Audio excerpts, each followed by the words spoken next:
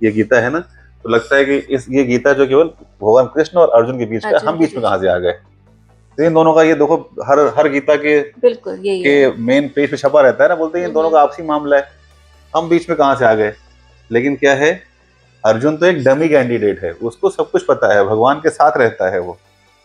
भगवान ने अर्जुन को माध्यम बना के, अर्जुन को भगवान ने बोला कि अर्जुन तुम ये बस मत सोचो कि तुम युद्ध करने जा रहे हो और तुम जीत जाओगे, ये तो सब मर चुके हैं, जितने लोग देख रहे हो ना, इनको मैंने पहले ही मार दिया है। सिर्फ तुम मेरे मित्र हो और मेरे से ईर्ष्या नहीं करते हो, and you are surrender to me, मेरे को शरणागत हो, इसलिए मैं तुमको श्रेय दे रहा हूं, इन सबको मारने का श्रेय तुमको दे रहा हूं। कृष्ण अर्जुन के माध्यम से संदेश सिर्फ अर्जुन को नहीं दे रहे हैं, अर्जुन और कृष्ण के बीच में पूरा महाभारत है।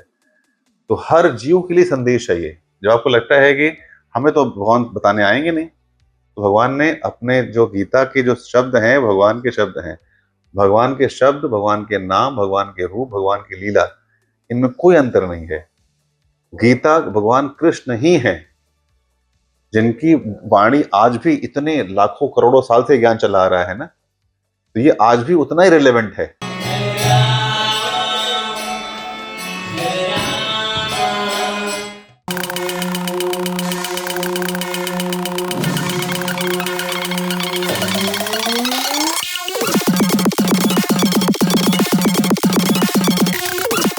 हरे कृष्णा। मैं हूँ नेहा बावा और आज हमारे चैनल पर एक बहुत ही स्पेशल गेस्ट है। हरे कृष्णा नाम सुनते ही अंदर एक बहुत पीस फील होती है। हमने गीता के बारे में सुना होगा। गीता जो है वो मैनुअल ऑफ लाइफ है। वो हमें लाइफ में बहुत कुछ सिखाती है, लेकिन हमें एक्चुअल पता नहीं होता कि उसमें क्या है क्या नहीं है, उसे कैसे पढ़ना चाहिए। कृष्ण क्या है हमने ये सुना है, देखा है, पढ़ा है, पर एक्चुअल में कृष्णा का नाम लेते ही इतना ज्यादा पीस कैसे मिल जाता है, ये आज हमें समझाएंगे। तो आज हमारे साथ है परमात्मा चैत्य गुरु प्रभु जी। आपका बहुत बहुत स्वागत है हमारे चैनल में। Thank you so much Neha ji for coming and interacting with us. सबसे पहले आप ये बताइए कि आपकी जो स्पिरिचुअल जर्नी है ये कैसे स्टार्ट हुई? Very nice question. मैं एक बाई क्वालिफिकेशन एक इंजीनियर हूँ। तो 2000 में मैं मुंबई गया था, भाभा एटॉमिक रिसर्च सेंटर में, आपने सुना हो तो, वहाँ किसी ट्रेनिंग के लिए गया था। तो वहाँ पे फर्स्ट टाइम मैं मुंबई गया था उस टाइम। तो मुंबई घूमने की इच्छा थी, तो वहाँ वहाँ पे मुंबई घूमने के लिए एक बस मिलती है गेटवे ऑफ इंडिया से, मुंबई दर्शन की नाम की बस मिलती है। तो we started from gateway of India, तो पूरा मुंबई घुमा के लास्ट में ले आते हैं जुहू में। तो जुहू में अमिताभ बच्चन जी का बंगला है और वहाँ पे इस्कॉन टेम्पल है। तो वो लोग बोलते हैं कि बस अब हो गया खत्म, अब आप जाइए, और यहाँ पे इस्कॉन टेम्पल है, हरे कृष्णा बोलों का दर्शन कर सकते हैं, आप जाइए वहाँ। तो वहाँ छोड़ दिया। तो हम लोग ऐसे ही मन था, चल देखते हैं, हरे कृष्णा वाले सुना था कि दम मारो दम लोग आते थे, तो चलते हैं, हम सारे हमारे दोस्त लोग थे। तो I went there, Hare Krishna temple in Juhu. तो मैं जब उस मंदिर में फर्स्ट टाइम गया, तो मुझे पता नहीं चला कि मंदिर भी इतना साफ सुथरा होता है। मैं Prayagraj, my home town is Prayagraj, तो that is the city of temples, right. तो टेम्पल्स जनरली कैसे होते हैं आपने देखा होगा, no offence to any temple, बहुत मतलब लोग आते हैं, भीड़ होती है।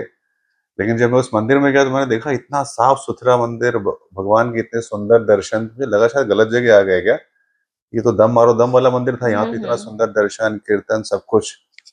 तो फर्स्ट टाइम जो मैं गया था इस्कॉन मंदिर में, तो Mumbai this kind of I mean घटना के बाद मैं वहाँ पहुंचा था। फिर समहाउ मुंबई से दिल्ली आया, अपनी जहाँ मैं जॉब करता था। तो फिर धीरे धीरे यहाँ पे भक्तों के साथ, वहाँ मैंने फिर क्या किया, मुंबई में खिचड़ी खाई थी इस्कॉन की। तो खिचड़ी बहुत टेस्टी थी। तो जहाँ मैं ट्रेनिंग कर रहा था, तो वहाँ से ऑलमोस्ट मैं अगर देखेंगे तो जहाँ पे बीआरसी है और जहाँ पे मंदिर है इस्कॉन का, दे आर पोल अपार्ट। एक किनारे पे बीआरसी है और एक किनारे पे जुहू टेम्पल है। तो मैं खिचड़ी खाने के लिए ऑलमोस्ट रोज आता था, तो सो टेस्टी। तो उस खिचड़ी खाने के साथ, वो खिचड़ी मुझे भी बहुत टेस्टी लगती है। तो उसी खिचड़ी के साथ ही हमारे आध्यात्मिक जीवन की शुरुआत हुई। तो सो टेस्टी। तो दैट खिचड़ी वाज, सिर्फ खिचड़ी नहीं, भगवान का प्रसाद है, तो प्रसाद की अपनी पोटेंसी होती है। बिल्कुल। तो उस प्रसाद ने जो है मेरे को पकड़ा वहां से, और फिर इंसिडेंटली ऐसा हुआ कि जब मैं इस्कॉन में आया सेवा करने के लिए, तो मुझे सेवा पे खिचड़ी बांटने की मिली। तो यहाँ लगभग फरीदाबाद, कुरुक्षेत्र, पलवल एंड गुड़गांव, इन सब में मिला के लगभग हम 6 लाख बच्चों को खाना रोज देते हैं, मिड डे मील का प्रोजेक्ट। तो मैं ओके। उस प्रोजेक्ट के सिलसिले में यहाँ आया, और उसमें एक आइटम खिचड़ी भी है। तो फर्स्ट डे वही खिचड़ी बना के 6 लाख बच्चों को खिचड़ी बढ़ती थी। We are serving around 6 lakh children every day. Okay. तो खिचड़ी खाई थी वहाँ पे, वो खिचड़ी बड़ी महंगी पड़ गई, तो वो खिचड़ी खा के फिर अब हम खिचड़ी बांट रहे हैं। We started my spiritual journey with this khichdi from Mumbai ISKCON. So ये स्कॉन क्या है? जो ये स्कॉन है, इसकी फुल फॉर्म क्या है? कैसे इसकी स्थापना हुई? कैसे स्टार्ट हुआ? जी, बहुत अच्छा प्रश्न आपने पूछा है कि लोगों को पता चले कि लोगों को इस्कॉन का मतलब पूरे वर्ल्ड में कैसे इस रीच आउट कैसे हुआ। तो इस्कॉन का जो एब्रेविएशन है वो ISKCON। I stand for international society for Krishna consciousness. Okay. का हिंदी मतलब होता है अंतर्राष्ट्रीय कृष्ण भावनामृत संघ। कि इस संस्था की स्थापना 1966 में हमारे शिला प्रभुपाद AC भक्ति वेदांत स्वामी शिला प्रभुपाद, उन्होंने 1966 में न्यूयॉर्क में की थी। न्यूयॉर्क में क्यों की, प्रश्न आ सकता है ना कि इंडिया में क्यों नहीं किया, न्यूयॉर्क में क्यों किया। तो शिला प्रभुपाद की उस समय उम्र थी लगभग 70 ईयर्स, और 70 साल की अवस्था में वो अमेरिका गए। अमेरिका क्यों गए? उनके गुरु ने उनको बोला था इन 1922, 1922 में उनको बोला कि जब वो he was in college in Kolkata, कि आप बहुत पढ़े लिखे व्यक्ति हैं और आपकी इंग्लिश बहुत अच्छी है, तो क्यों ना आप इस इंग्लिश को का इस्तेमाल करके, क्योंकि अंग्रेज यहाँ आ गए हैं, पूरे वर्ल्ड में इंग्लिश बोली जाती है, राइट। तो संस्कृत कोई पढ़ेगा नहीं, तो आप क्या करिए कि इंग्लिश में सारे भगवत गीता, भागवतम और भी जो हमारे ग्रंथ हैं उनका इंग्लिश में ट्रांसलेशन करो, और इस ग्रंथ को लेके कहाँ जाओ, अब विदेश जाओ, अमेरिका, इंग्लैंड, यूरोप। तो प्रभुपाद सबसे पहले अमेरिका गए। अमेरिका वॉज, आज भी यही अमेरिका, जो अमेरिका करता है वही पूरा वर्ल्ड फॉलो करता है। राइट। तो फिर अमेरिका में जाके प्रभुपाद ने यहाँ प्रचार करने का की शुरुआत की। बहुत स्ट्रगल रहा 1 साल, और यहाँ से गए तो 70 साल की अवस्था में एक कार्गो शिप में गए। उनके पास कोई, जेब में सिर्फ 40 रुपए थे, बहुत मुश्किल से। वेरी लॉन्ग स्टोरी, बहुत एवरीबॉडी नोज नाउ इस्कॉन के जो फाउंडर आचार्य श्रील प्रभुपाद की जो स्ट्रगल्स हैं। तो 40 रुपए लेके सिर्फ कार्गो शिप में बैठ के किसी एक कंपनी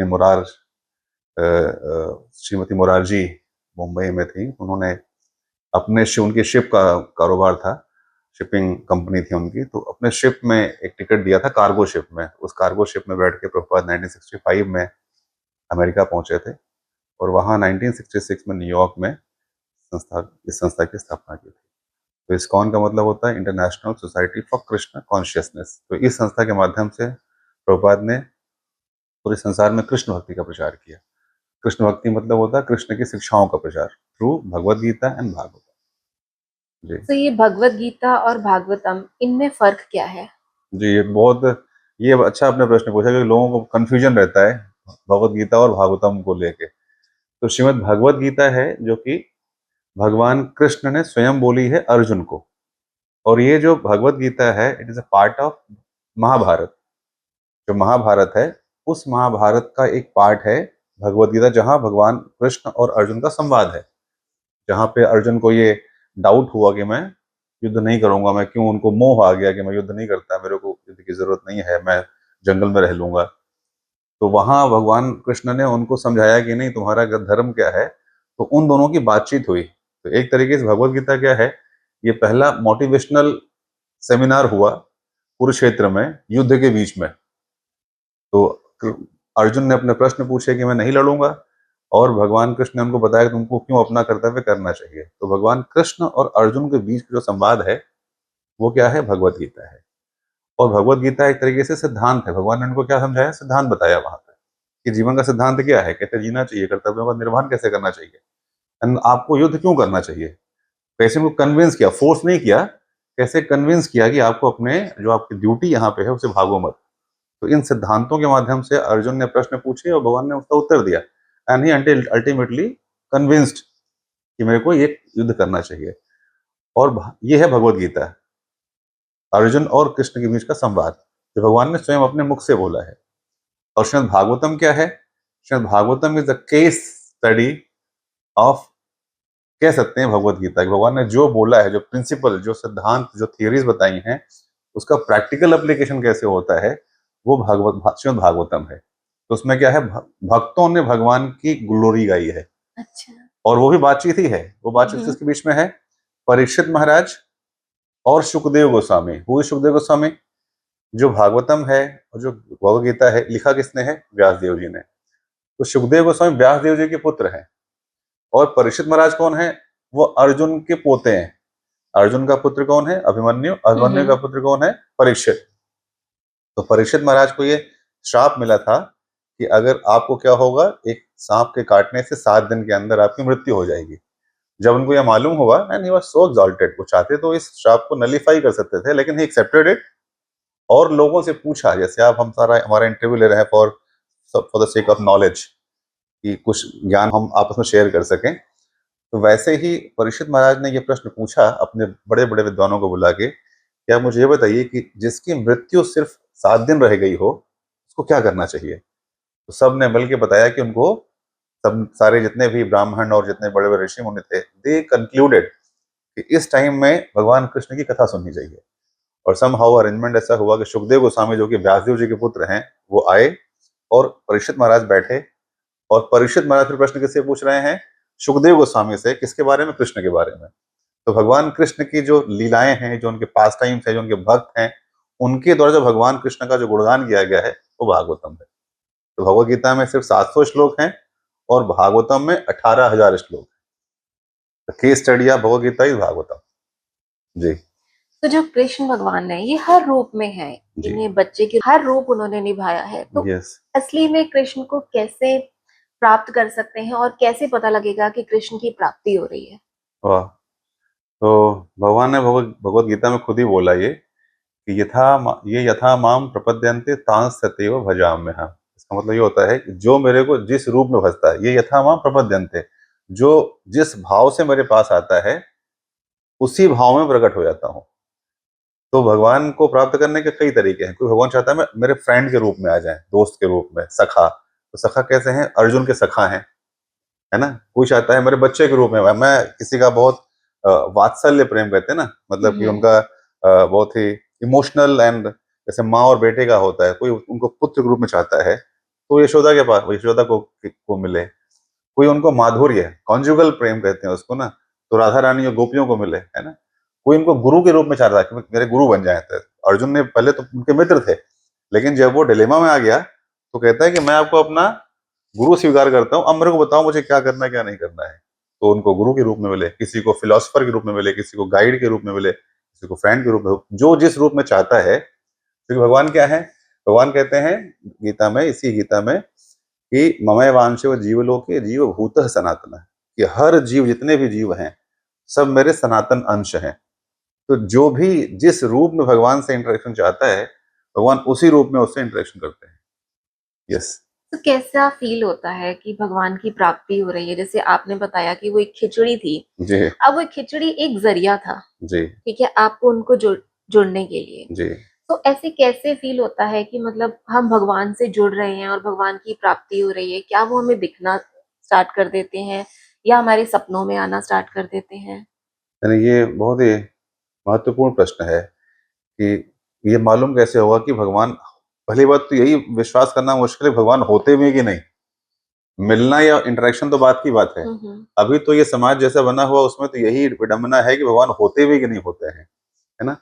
तो बिल्कुल आप सही कह रही हैं। तो गीता में, भगवान ने गीता में कहा, भगवान की वाणी जो आपसे हम बता रहे हैं, तो हमारा कोई अपना पर्सनल मत नहीं है। कृष्णा से दिन भगवत गीता कि ईश्वर सर्वभूतानाम हृदयेश अर्जुन तिष्ठति, हे अर्जुन मैं सबके हृदय में रहता हूँ।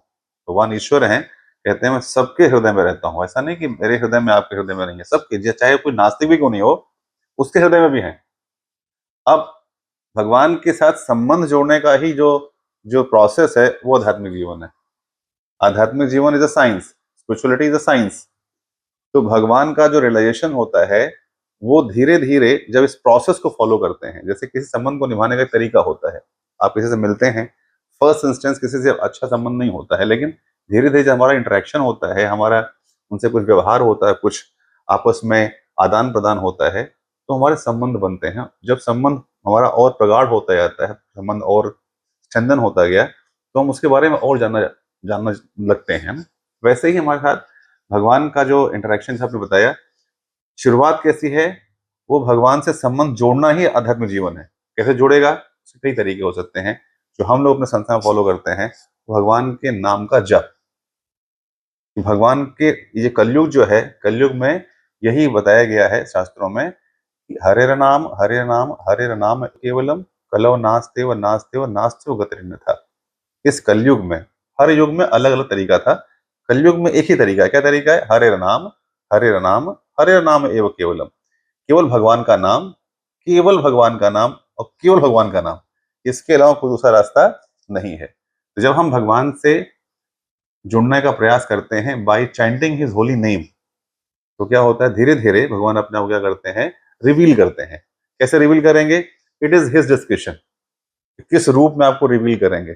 जैसे मान लीजिए, फॉर फॉर फॉर एग्जाम्पल, आपके घर में कोई आता है, कोई नया व्यक्ति आया हुआ है, पहली बार की मुलाकात हुई, तो आप, ऐसा अक्सर होता है कि हम उसके घर के बाहर ही तक बात करके, है ना, मतलब अंदर तक लेके नहीं आते ना। लेकिन जैसे जैसे हमारा उससे परिचय होता है, तो हमारे ड्राइंग रूम तक आता है, फिर हमारे हमारे पूरी फैमिली से मिलता है ना। वैसे ही जब हम धीरे धीरे इंटरेक्शन करते हैं और जब भगवान के बताए द्वारा गए जो शिक्षाएं हैं उनका पालन करते हैं, तो हमारा संबंध क्या होता है, और प्रगाढ़ होता जाता है। और फिर भगवान अपने आप को रिवील करते हैं, क्योंकि हृदय में तो ऑलरेडी है। बिल्कुल। लेकिन जैसे जैसे हम उनके बारे में सुनते हैं, होली नेम मतलब भगवान का नाम लेते हैं। हमारे यहाँ जो नाम लेने का तरीका क्या है, अभी आपने हरे कृष्णा बोला ना, उसको महामंत्र बोलते हैं। उसी श्लोक के साथ बोला गया है कि इति षोडश नाम नाम, 16 अक्षर का नाम है। कौन सा नाम जी? भगवान के तो अनंत नाम है, नाम कौन सा लें? तो नाम बताए कौन सा नाम जो आपने बोला, हरे कृष्ण कृष्ण कृष्ण हरे हरे, हरे राम राम राम हरे हरे। ये जो महामंत्र है, इसके चैंटिंग से, इसके इसका जप करने से हमारा संबंध क्या होता है, संबंध तो ऑलरेडी है, लेकिन इसके डायल करने से, जैसे हम मोबाइल में नंबर डायल करते हैं ना, 10 डिजिट का नंबर होता है, ये 16 डिजिट का है। जब नंबर डायल करते हैं, धीरे धीरे क्या होता है, हमारा संबंध बनता है। जब संबंध बनता है तो भगवान अपने आप क्या होता है, रिवील करते हैं। हो सकता है आपको दोस्त के रूप में कोई मिले, कोई आपके सपने में आ सकता है, कोई ग्रंथ मिल सकता है। हम सब कैसे भक्त बने, हमें मेरे को प्रसाद मिला बिल्कुल। है ना, किसी को हमारी पुस्तकें मिलती हैं, हम पूरे संसार में पुस्तकों का डिस्ट्रीब्यूशन करते हैं। लोग पुस्तक लेते हैं और उसको पढ़ते हैं, फिर वो जुड़ जाते हैं, है ना। तो इस प्रकार से भगवान अलग अलग रूपों में, जिसका भाव होता है, भगवान से मिलते हैं। और आपने पूछा कैसे मालूम होगा कि भगवान हमें मिल रहे हैं, तो भगवान के मिलने से सबसे जो बड़ा जो सिग्नल है कि आपके जीवन में शुभदा, सब कुछ ऑस्पिशियस हो जाता है, एवरीथिंग बिकम्स ऑस्पिशियस। भगवान के आने मात्र से क्या होता है, भगवान के रियलाइजेशन मात्र से क्या होता है, सब कुछ शुभ हो जाएगा। और क्या होगा, आप देखेंगे आपका जो बिहेवियरल जो पैटर्न है वो चेंज होता है। क्योंकि हमारे जीवन में बहुत सारे अनर्थाज हैं, तो आप खुद देखेंगे कि हमारे जीवन में जो हमारी बहुत सारी डिजायर्स हैं, कुछ कम हो जाएंगी। धीरे धीरे देखेंगे जैसे जो आपके बहुत एजिटेशन हमारे लाइफ में है वो कम हो जाएंगे। तो इसका मतलब होता है कौन आ गया है, भगवान कृष्णा आ हैज गए, taken your Krishna. Charge. Yes. तो क्या इसके लिए कंप्लीट रेनंसिएशन जरूरी होता है कि हम बिल्कुल मटेरियल वर्ड छोड़ दें? नहीं नहीं, बिल्कुल भी नहीं है। ये बहुत बड़े बड़े इंटेलिजेंट क्वेश्चन पूछ रहे हैं कि भगवान ने जो है गीता में भी, शायद भगवान मुझे बता रहे हैं। ऑब्वियसली आप मंदिर में बैठे हैं और बहुत ही सार्थक चर्चा के लिए हम बैठे हैं, तो भगवान निश्चित रूप से हेल्प करते हैं। गीता में भगवान नहीं बोला ये बात, ये अर्जुन को बोला।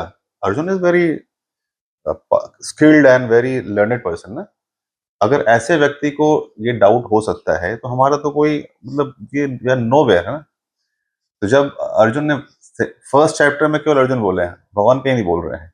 सेकेंड चैप्टर के 11वें श्लोका से भगवान बोलना शुरू करते हैं, उसके पहले तक अर्जुन बोल रहा है।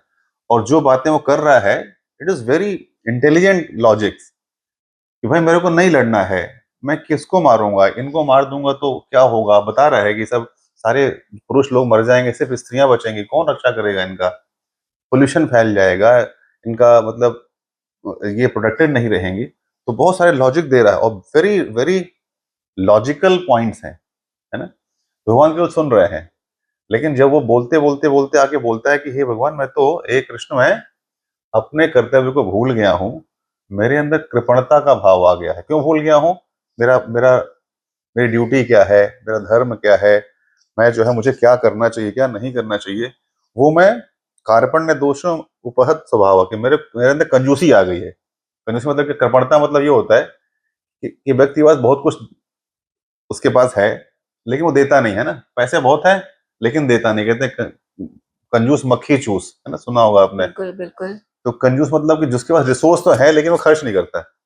वैसे कहते हैं मेरे पास करने के लिए बहुत कुछ है, आई नो माई ड्यूटीज, मुझे क्या करना चाहिए क्या नहीं करना चाहिए, लेकिन मैं नहीं करता। तो कहते हैं ये भी कृपणता का भाव है। ये क्या है? ये भी मतलब ये कंजूस जैसा ही भाव है। तो अर्जुन कह रहा है कि मतलब मैं, मेरे अंदर कृपणता आ गई है, मेरे अंदर मोह आ गया है और मैं अपना कर्तव्य भूल गया हूँ। फिर बोलता है भगवान, अब आप मुझे बताओ, मैं आपका शिष्य हूँ, आप मुझे अपना शिष्य स्वीकार करिए और एज अ गुरु मुझे बताओ मुझे क्या करना चाहिए क्या नहीं करना चाहिए। तो इनफैक्ट क्या है कि बात तो भगवान पहले ही बोला कि तुम यार बात तो कर रहे हो बड़े इंटेलिजेंट तरीके की, पंडितों वाली बात कर रहे हो, लेकिन तुम क्या हो, मूर्ख नंबर 1 हो, है ना। कि क्वेश्चन तो बड़े अच्छे हैं लेकिन क्या है, तुम्हारा जो लॉजिक है ना ये गलत है। सामान्य व्यक्ति सोचे हाँ तो सही कह रहा है, मैं युद्ध नहीं करूंगा, मैं तो जंगल में जाऊंगा, मैं घास खा लूंगा लेकिन भाइयों को नहीं मारूंगा, तो इसमें कोई बुराई है क्या? आप तो बोलेंगे बड़ा अच्छा व्यक्ति है, तो ये ग्रेट पर्सनालिटी। लेकिन भगवान ने क्या बोला? नहीं, तुम एक नंबर के मूर्ख हो। ये शब्द भगवान ने बोला है कि आप बात तो पंडितों ऐसे कर रहे हो लेकिन क्या है, तुम मूर्ख आदमी हो। क्योंकि ये नहीं कि तुम भाग जंगल में चले जाना सन्यास नहीं है। आजकल लोग ये समझते हैं सन्यास मतलब जंगल में जाओ, कुछ नहीं करना है, बिल्कुल भौतिक जीवन छोड़ दो, सब बच्चे बीवी छोड़ के भाग जाओ। नहीं, ये सन्यास नहीं है।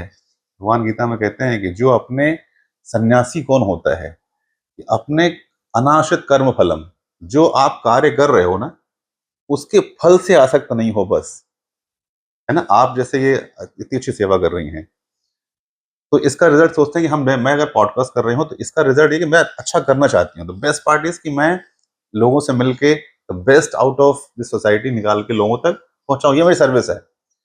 कितने लोग देखेंगे, कितने लोग व्यूज देंगे, इस पे अगर हम आसक्त हो जाएंगे तो ये हम अच्छा कार्य नहीं कर पाएंगे। तो कहते हैं कर्म फल से आसक्त नहीं है, जो उसकी ड्यूटी है वो करके भूल जाता है। ये व्यक्ति चाहे अपने घर में रह के करे या घर से बाहर जाके करे, जो ऐसा करने में समर्थ है कि अपने कर्म फल से आसक्ति छोड़ देता है, लेकिन बेस्ट करता है रहते हुए अपने अपने कर्तव्यों का बेस्ट निर्वहन करता है, वो सन्यासी है। मटेरियल जगत निश्चित रूप से हमें मिजरीज देता है, इसमें कोई दो राय नहीं, लेकिन अब इसमें हम आ चुके हैं ना, वी आर दिस वर्ल्ड, और अलग अलग शरीरों में है। आप देखिए, यू आर ना लेडीज के बॉडी में, हम एक जेंट्स के बॉडी में है। आपका अपना कार्य है, मेरा अपना कार्य है। तो जो जिस जगह अवस्थित है, जो जहां सिचुएटेड है, अपने कार्य को करे, लेकिन ये सोच के ना करे कि I am the doer. No, मैं मैं जिस जगह पे हूं उसको बेस्ट करने का प्रयास करूंगी बस। क्योंकि जगत इस सब इसी जगत में है, लेकिन जो जिस पोजीशन में है उसको बेस्ट तरीके से करके, बिना उसके रिजल्ट से अटैच हुए, जैसे अटैच हो गया ना वैसे ही क्या होता है, पोल्यूशन आ जाता है कि अब मेरे को रिजल्ट चाहिए, रिजल्ट नहीं आया तो फिर क्या होगा, आप दुखी हो जाएंगे, दुखी होंगे तो क्या होगा, कहीं ना कहीं क्रोध करेंगे, क्रोध करेंगे तो क्या होगा, ये एक सिस्टम है। अपने घर में गए आप, मान लो हमारे पे क्रोध नहीं करेंगे आप, लेकिन अपने दोस्त पे कर सकती हैं, अपने घर में घर वाले पे, आपका अगर आपकी इच्छाएं नहीं पूरी हुई तो कहाँ का गुस्सा करोगे आप, किसी पर भी निकल किसी पे सकता निकल है। जाता है ना। क्यों? क्योंकि मैं जो चाह रही थी ना वो नहीं वो हुआ। नहीं हुआ। तो ये नहीं करना है बस। मेरा काम क्या है, जो मुझे करना है, जो मेरे को करने को दिया गया है वो बेस्ट तरीके से करेंगे। और ऐसा हुआ ही नहीं है कि आप बेस्ट तरीके से करें, रिजल्ट ना आए। हो सकता है कि रिजल्ट मेरे हिसाब से ना आए, देर से आए बट लेकिन देर आएगा से आए, जरूर। But it will come. But don't get attach to this kind of emotions. तो ऐसा नहीं है कि सब कुछ छोड़ देना। संन्यास का मतलब होता है आप अपना बेस्ट करिए, do your best and leave the rest. ये 2 लाइन का है। बाकी कृष्णा है। बाकी बाकी कृष्णा इज देयर। यस। तो कृष्णा का नाम जो है वो हमेशा राधा के साथ सुना गया है, ठीक है। तो यहाँ पर हरे कृष्णा, जी। हरे रामा ये है।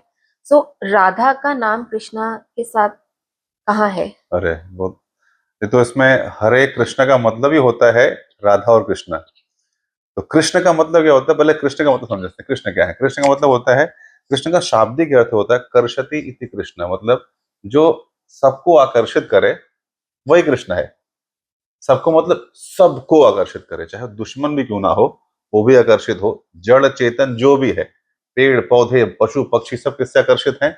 जिससे आकर्षित हो जाएंगे वो कौन है? कृष्ण। तभी उन्हें छलिया भी बोला जाता हाँ, है। चाहे उनको जो बोलो आप, लेकिन कृष्णा मतलब होता है कि जो सबको, सर्वाकर्षक, सबको आकर्षित कर लें। देखिए मैं एग्जांपल देता हूं आपको। मान लीजिए कोई बहुत सुंदर है, एक ऐश्वर्य कहते हैं उसको। भगवान का मतलब होता है, भग का मतलब होता है ऐश्वर्य, ऑपुलेंस। मान मतलब जो धारण करता है। अगर इस संसार में हम सब हैं, कोई बहुत सुंदर है मान लीजिए, तो उसकी सुंदरता से व्यक्ति क्या होता है? अट्रैक्ट हो जाता है ना। कितना सुंदर होगा। अगर आपको शास्त्र की बात बताऊं, जो अप्सराएं आती हैं वो इस धरती की स्त्रियों को देखती भी नहीं है। देवता लोग अगर इस धरती पे आते हैं तो पैर रखते ही नहीं जमीन पे, कहते हैं बड़ा गंदी गंदा स्थान है। अप्सराएं तो देखती ही नहीं कि क्या है इतनी गंदी गंदी, मतलब लेकिन हम भी इसी सुंदरता में किसी से अट्रैक्ट हो जाते हैं ना, कि सुंदर है तो अट्रैक्ट हो गए। किसी का बहुत धन है तो धन की वजह से उसका ऐश्वर्य है ना, अट्रैक्ट हो गए। कोई बहुत ज्ञानी है तो हम उससे अट्रैक्ट हो जाते हैं, है ना। कोई बहुत पावरफुल है तो उसके शक्ति से हम अट्रैक्ट हो जाते हैं। तो अगर किसी के अंदर थोड़ा थोड़ा भी होता है ना, तब भी जनता हो जाती है, अट्रैक्ट हो जाती है। अब भगवान क्या है? कृष्ण क्या है? भगवान मतलब 6 ऐश्वर्य। सबसे सुंदर है, सबसे ज्यादा ताकतवर है, सबसे ज्यादा धनवान है, सबसे ज्यादा पावरफुल है, और इस सब के होने के बावजूद भी सबसे बड़े क्या है? वो ज्ञानवान है। इन सब के होने के बावजूद भी छठा क्या है? बिल्कुल क्या है? बैरागी है। इतना ऐश्वर्य होने के बाद भी, सारे ऐश्वर्य एक साथ, क्या है सबसे बड़े? उनको कुछ लेना देना। जैसे नहीं, एक फूल होता है, फूल में खुशबू होती है, खुशबू से हम अट्रैक्ट होते हैं। फूल जो जो फ्लावर है वो खुद अट्रैक्ट नहीं नहीं होता, होता। उसके नेचुरल टेंडेंसी है, उसको तो ऐसे ही वो विरक्त है अपनी खुशबू से। वैसे ही भगवान के अंदर इतने ऐश्वर्य होने के बाद भी वो क्या है? विरक्त है, सबसे बड़े वैरागी हैं। तो कहते हैं ये 6 ऐश्वर्य जिस भी व्यक्ति के अंदर एक साथ एक समय में है वो कौन है? वो भगवान। भगवान, वो कृष्ण है। इसलिए कृष्ण क्या है? जो कि हम छोटे छोटे चीजों से आकर्षित होते हैं, उनके अंदर ये सब कुछ है और अनलिमिटेड है। इसलिए क्या, वो सर्वाकर्षक है, सबको, जितने भी जीव संसार में है सबको आकर्षित करते हैं। वो क्या है? वो कृष्ण। कर्षति इति कृष्ण, ऑल अट्रैक्टिव इज, इसलिए कृष्ण उनका नाम है। अब कृष्ण के साथ राधा, ये बड़ा कंफ्यूजिंग और बहुत ही विवादित विषय होता है। Radha Rani is what? राधा रानी और कृष्ण में कोई अंतर नहीं नहीं है। है। भगवान अपने आप का विस्तार करते हैं। मेरे को भैया थोड़ा इंटरेक्शन करना है, अकेला मजा नहीं आ रहा है। हम भी अकेले बोर हो जाते हैं ना, तो कोई साथ चाहिए। बिल्कुल। तो भगवान अपना ही विस्तार करते हैं। उन्हीं से जो विस्तारित शक्ति है, उनकी शक्ति है क्या है? राधा रानी क्या है? उनकी उनकी शक्ति है, उनकी अंतरंगा शक्ति। भगवान की 2 शक्तियां होती हैं, एक बहिरंगा शक्ति, एक अंतरंगा शक्ति, इंटरनल पोटेंसी और एक्सटर्नल पोटेंसी। तो जो भगवान की आंतरिक शक्ति है, जहां से उनको आनंद मिलता है, वो कौन है? राधा राधा रानी। रानी। और बाहरी शक्ति क्या है? ये जो माया देख रही हैं आप, दुर्गा देवी, जो बाहर जो भौतिक संसार आप देखते हैं, भगवान की क्या है? ये बाह्य एनर्जी है, ये एक्सटर्नल पोटेंसी है। भगवान इस एक्सटर्नल पोटेंसी को एंजॉय नहीं करते, किसको करते हैं? Radha Rani. Internal internal potency को। सो ये बहुत जरूरी है आजकल की लाइफ में भी कि हम लोग जैसे बाहर की दुनिया में चकाचौंध में खो जी, जाते हैं लेकिन अंदर भूल जाते हैं, जबकि भगवान के अंदर भी राधा रानी है। बिल्कुल तो जी, वो एक पीस, शांति, आनंद वो हमें अंदर ही मिलता है। बिल्कुल सही बात है। ये जर्नी का मतलब होता है इंटरनल जर्नी। आपने पहला प्रश्न पूछा था कि इसमें हरे कृष्णा मंत्र में राधा रानी कहाँ है, तो हरे मतलब होता है हरा, हरा राधा रानी का एक नाम है। तो ये हरे कृष्णा मतलब राधा रानी, हरे राम मतलब सीता माता और भगवान राम। तो ये जो आप हरे कृष्ण मंत्र बोलते हैं, हरे कृष्ण कृष्ण कृष्ण हरे हरे, हरे राम राम राम हरे हरे, तो इसमें भगवान के साथ, कृष्ण के साथ राधा रानी है और राम के साथ कौन है? सीता माता है। सीता माता। तो हरा मतलब होता है, हरे मतलब भगवान की शक्ति। राधा रानी का एक नाम भी हरा है, इसलिए कहते हैं हरा से हरे। उनको उनका संबोधन करते हैं, हे हरे, हे राधा रानी, मेरे को कृष्ण की सेवा में लगाओ। उसका मतलब ये होता है, जो हरे कृष्ण महामंत्र है उसका मतलब क्या है? कि हे राधा रानी, आप मेरे को भगवान कृष्ण की सेवा में लगाओ। कैसे? जैसे मान लीजिए, अगर मेरे को अपने फादर की बेस्ट सेवा करनी है, तो कौन है जो मेरे को बताएगा कि मेरे फादर को क्या पसंद है? सबसे बेस्ट आदमी कौन होगा? मैं चाहता हूँ अपने पिता की सेवा करूं। मम्मी। मम्मी है ना। ऑब्वियसली मेरी मदर अच्छे से जानती हैं, इतने साल से उनके साथ रह के, कि मेरे पिता को क्या पसंद है। तो वैसे ही जगत जननी कौन है? राधा रानी। और जगत पिता कौन है? अहम बीज प्रदः पिता। भगवान कहते हैं गीता कि पूरे संसार को बीज देने वाला पिता कौन? मैं हूं। और जगत जननी कौन है? राधा रानी। तो राधा रानी को पता है कृष्ण को क्या पसंद है, तो हम इसलिए हम अप्रोच किसको करते हैं? राधा रानी को। हे राधा राधा रानी। रानी, मेरे को भगवान कृष्ण की सेवा में लगाओ। तो वो अप्रूवल देती है, हाँ ठीक है कि तुम चलो, तुम ये इस तरह से तुमको सेवा करनी है, टू गेट एंटेन। और जब वो रिकमेंड करती है ना, तो भगवान तो मना नहीं भगवान मना नहीं कर कर सकते। सकते। तो हम लोग वो चालाकी से करते हैं कि हमारी पार्टी तो किसकी? राधा रानी की है। हम्म। कृष्ण की सेवा इसलिए करते हैं कि राधा रानी को कृष्ण पसंद है, इसलिए हम लोग भगवान कृष्ण की सेवा करने का प्रयास करते हैं। और जब वो रिकमेंड करती है राधा रानी, तो कृष्ण मना नहीं कर सकते। यस। तो आजकल जैसे ठीक है, आप स्कॉन में करते हो, आप जी लोग पूरी सेवा करते हो, पूरे डिवोटी हो गए हो, लेकिन जी सब लोग ऐसे नहीं कर सकते जी हैं, जी। ठीक है। घर भी होता है, फैमिली है, जॉब है, यस करियर है, डेडलाइंस है, बहुत सारी चीजें होती जी है। तो ऐसे फास्ट जीवन में जी। हम भगवान की पूजा कैसे कर सकते हैं? उन्हें क्या भोग लगाना चाहिए? वाह! बिल्कुल, आप देखिए, जैसे आपने बताया कि आप लोग फुल टाइम हैं, हमेशा ये रहते हैं, कर सकते हैं। हम लोग कैसे करें जो घर में हैं, अपना परिवार है, जॉब है, रिस्पॉन्सिबिलिटीज़ हैं। तो इसमें ये कोई अंतर नहीं है। हम लोग मंदिर के अंदर हैं, मंदिर की बाउंड्री के बाहर रहते हैं, इट डज़न्ट मीन कि आप कोई कम है। नहीं जी, यही कृष्णा कॉन्शियसनेस है, जो लिखा है हमारे जो आपको बताया मैंने, जो इस्कॉन का फुल फॉर्म है, international society for Krishna consciousness. इसमें सबसे जो इम्पोर्टेंट 2 शब्द हैं वो क्या हैं? कृष्णा कॉन्शियसनेस। कॉन्शियसनेस। कि अगर हम जहां भी हैं, व्हाट इज दिस कॉन्शियसनेस? मैं आपको एक छोटा सा एग्जांपल देता हूं कि जैसे आप किसी ऑफिस में जॉब करते हैं ना, तो हमारी ये हम सबकी ये टेंडेंसी होती है कि जब मैं कोई अच्छा काम कर रहा हूं ना, तो कौन देखे? बॉस। बॉस देख ले। अगर मैं अच्छा कर रहा हूं तो कौन देखे? बॉस देखे। दिखा दिखा के कि मैं अच्छा कर रहा हूं, बार बार जाएंगे, दिखाएंगे कि मैं, और लोगों को बताएंगे, हाँ बताओ भाई कि मैं काम कर रहा हूँ। तो पूरे ऑफिस में 8 घंटे मेरी चेतना ये होती है कि मैं अच्छा काम कर रहा हूं तो कौन देख ले, बॉस देखे। और कुछ गलत कर रहा हूं तो कौन ना देखे? बॉस ना बॉस देखे। ना देखे। तो हम चाहते हैं जो मैं नहीं दिखाना चाहता, जो गलत कर रहा हूं, वो बॉस नहीं ना देखे। देखे। अच्छा कर रहा हूं तो बॉस, देखे। तो मतलब बॉस देख रहा है कि नहीं देख रहा है। हम इसी चेतना में रहते हैं कि बॉस देख रहा है कि नहीं नहीं देख रहा है। तो पूरे 8 घंटे अगर आप ऑफिस में हैं, 10 घंटे आप ऑफिस में हैं, तो हम क्या रहते हैं? बॉस कॉन्शियस, कि बॉस देख रहा है या ना देखे, देखे या ना देखे। अच्छा कर रहा हूं देख ले, कुछ खराब कर रहा हूं तो ना देखे। तो हमारे पूरी चेतना में कौन रहता है? बॉस। बॉस। 10 घंटे बॉस रहता है। और आजकल वर्क फ्रॉम होम हो गया है, तो घर तक भी बॉस चला आता है ना, कि बॉस को बिल्कुल। रिपोर्टिंग करनी है, बॉस को मीटिंग बुला रहा है, तो बॉस कॉन्शियस है ना। उसी से सोचिए कृष्णा कॉन्शियस। कृष्ण कहते हैं मैं तो सबके हृदय के अंदर हूं। आप जो नहीं बोल रहे हो उसको भी देख लेता हूं मैं, जो आप मन में सोच रहे हो उसको भी देख लेता हूं। तो कोई व्यक्ति अगर कृष्णा को, जैसे जैसे बॉस कॉन्शियस है, वो क्या हो जाए? कृष्णा कृष्ण कॉन्शियस हो कॉन्शियस। जाए, कि मेरे को हर जगह कौन देख रहा है? भगवान देख रहा है। हर क्षण मेरे साथ में है वो, every moment he is with me. और अगर इस चेतना में कोई व्यक्ति जीता है, यही ट्रेनिंग हम देने का प्रयास करते हैं, कि आप जो अपने घर में काम कर रहे हैं, अपने ऑफिस में कर रहे हैं, तो ये मत सोचो कि मेरे को बॉस ने काम दिया। नो, ये भगवान आपने मेरे को रिस्पॉन्सिबिलिटी दी है। This job is not given by the boss. कल तो बॉस खुद जॉब नहीं रहेगी, तो देने वाला कौन है? कृष्णा। कृष्ण ने दिया हुआ है। भगवान आपने ये मेरे को जॉब दी है, तो जो जॉब आप कर रहे हैं, उसको ये सोच के मत करो कि बॉस के लिए कर रहे हैं। किसके लिए कर रहे हैं? कृष्ण ने मेरे को रिस्पॉन्सिबिलिटी दी है, तो मैं कर रहा हूँ। बच्चे परिवार में हैं, माँ बाप हैं, तो ये who has given this parent? आपने चुना क्या कि मेरे पेरेंट कौन होंगे? नहीं, किसने दिया? कृष्णा कृष्ण ने। ने दिया है कि ये आपके पेरेंट्स होंगे, है ना। जो आप खाते हो, जो भी हमारे प्लेट में रोज सर्व किया जाता है, वो हम फैक्ट्री में बनाते हैं क्या?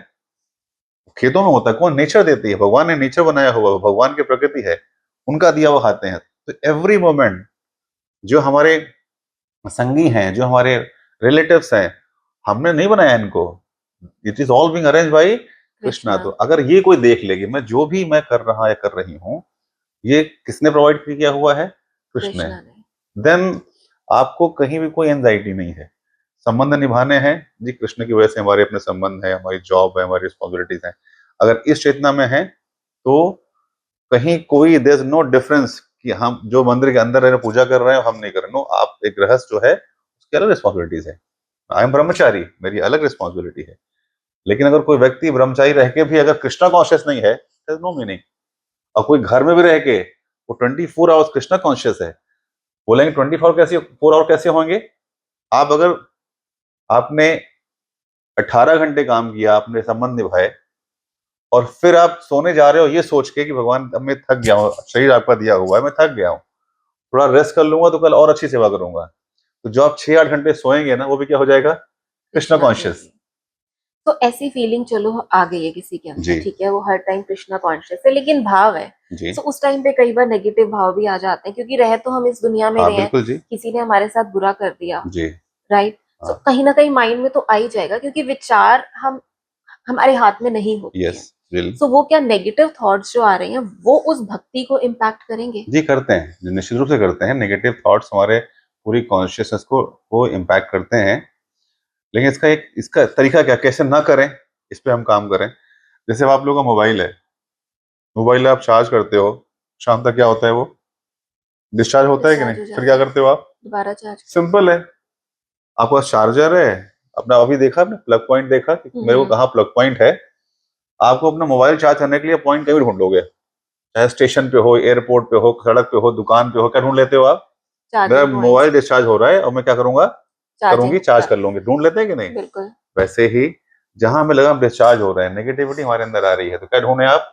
प्लग ढूंढेंगे। प्लग ढूंढ लें कि कहाँ पे पॉजिटिविटी है, प्लग ढूंढ लीजिए, बस सिंपल है। नेगेटिव थॉट्स आएंगे, इसमें कोई दो राय नहीं है। हम जिस जगत में रह रहे हैं सब कुछ नेगेटिव है। यहाँ पॉजिटिविटी बनाए रखने के लिए आपको प्रयास करना पड़ता है। नेगेटिविटी करने के लिए कुछ नहीं करना होता, अपने आप आ जाती है। जैसे आप पानी अगर छत के ऊपर चढ़ाना है तो आपको पंप लगाना पड़ता है, नीचे से ऊपर के लिए कुछ करना पड़ता है क्या? वो छोड़ दो, अपने आप नीचे चला जाता है। वैसे इस जगत में नेगेटिविटी अपने आप आ जाती है, आपको प्रयास करने की जरूरत नहीं है। पॉजिटिविटी के लिए प्रयास करना पड़ता है। वो प्रयास क्या है? ये चार्जर कहाँ पे है? जहाँ पे फिलोसोफर्स हैं, जैसे हमारे मंदिर हैं, हम लोगों को ये बोलते हैं आप हफ्ते में एक दिन आइए, आप एक पूरे हफ्ते खूब काम करिए, खूब कमाइए, कोई समस्या नहीं है। वंस इन अ वीक आप मंदिर में आइए, बैठिए, भगवान का दर्शन करिए, प्रसाद पाइए और कुछ सुनिए। भगवत गीता का संदेश है। हर रोज हमारे यहाँ क्लास होती है, इसलिए 8 to 9 every day in the morning, 8 to 9 आके व्यक्ति सुने थोड़ा सा। यही चार्जिंग पॉइंट है। पॉजिटिव लोगों के साथ बैठे, है ना? तो ये नेगेटिविटी से निश्चित रूप से हमारे अंदर क्या होता है, हमारी भक्ति, हमारी जो चेतना है वो इम्पैक्ट होती है। लेकिन ये नेगेटिविटी ना आए, इसके चार्जिंग पॉइंट ढूंढते रहिए। जगह जगह चार्जिंग पॉइंट बने हुए हैं। चार्जिंग पॉइंट के लिए सबसे अच्छा है कि जैसे आप अपने घर में हैं, आपने तो कैसे करें इसको? तो ऐसा जरूरी नहीं कि आप रोज मंदिर आए। मंदिर का मतलब सिर्फ एक स्थान नहीं होता है, मंदिर इज ऑल्सो कॉन्शियसनेस।